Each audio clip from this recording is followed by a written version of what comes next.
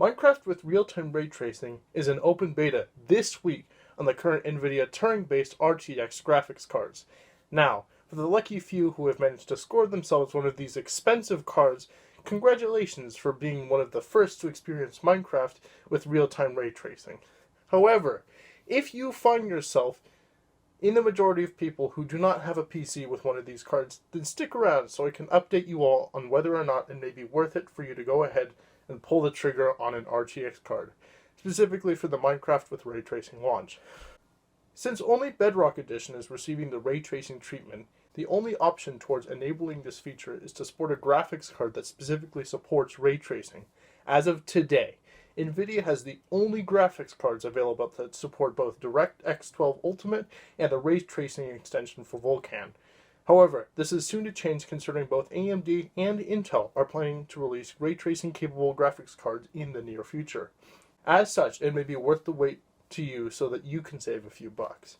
Based on the pricing and performance of the current RDNA Navi cards from AMD, it is reasonable to speculate that the price to performance delta from this generation to the next is going to be within 5% of the current norm. It is common knowledge at this point that AMD likes to price their products just slightly under the competition when they know they can compete. We know this because this was the case with both second and third generation Ryzen CPUs and the Polaris and Navi GPUs. This is because AMD wants to make money, and as such cannot risk a price war with either Intel or Nvidia, especially given that AMD does not possess the deep pockets that Intel or Nvidia has. As such, if you plan to buy a brand new graphics card once Navi 2X releases, there are some things to keep in mind. Firstly, unless you have an X570 or TRX 40 motherboard, which you most likely do not, try to stay away from cards that only have 8 or less PCI Express lanes. On the current Navi cards, both the RX 5500 and RX 5500 XT are limited to 8 PCI Express lanes. This is because the extra bandwidth needed to reach X16 PCIe Gen 3 speeds relies on there being PCIe Gen 4 compatibility, as the effective speed of 8 lanes on Gen 4 is the same as 16 lanes on Gen 3. Since most people are still stuck on Gen 3, GPUs like the RX 5500 cannot take advantage of the higher speeds, meaning that these cards are then relegated to the effective speed of a PCIe Gen 3 by 8 slot. For comparison's sake, the only other cards that are limited to this bandwidth are the likes of the RX 550 or GT 1030, which are both infamously known to be slower than a snail. Secondly, make sure that your new card will have enough memory to support the resolutions you would like to play at. It is a bad time when you buy your graphics card, go through all the work of installing it, then while you are playing a game at your chosen resolution, have the game crash because you have run out of VRAM. This means that if you are planning to play in full 1080p, 4 gigs should be enough to handle such a demand. However, if you plan on stepping up to higher resolutions, such as 1440p or even 4K, you will want a graphics card with at least 8 gigs of VRAM.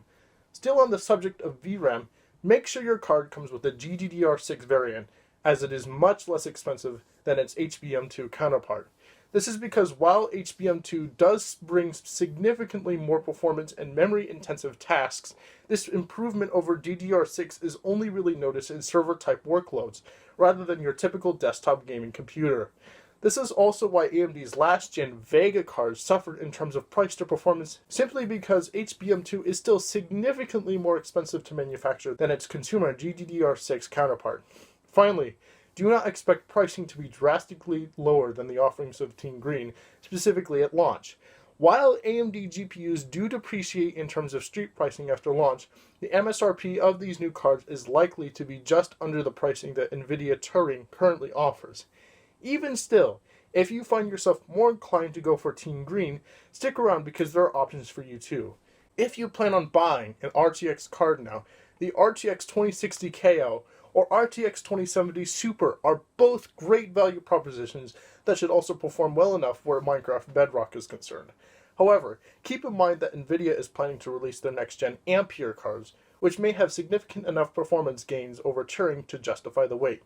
Even if you still plan on picking up a current-gen Turing card, the wait might be worth it to you as well, given that the street pricing, and potentially even the current MSRP, has a good chance to drop enough to justify picking up a Turing card over a newer Ampere card once Ampere releases. Since the next generation consoles are also going to support real-time ray tracing, you could simply opt for that option as well.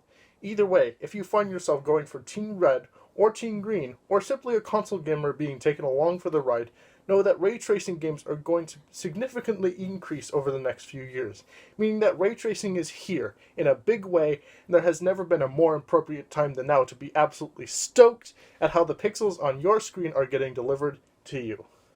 Hey everyone, I know this is different than your more typical video, specifically you know me as a gaming channel, but I just wanted to release this as a small PSA just because I care a little bit about tech and I want you guys to know about it.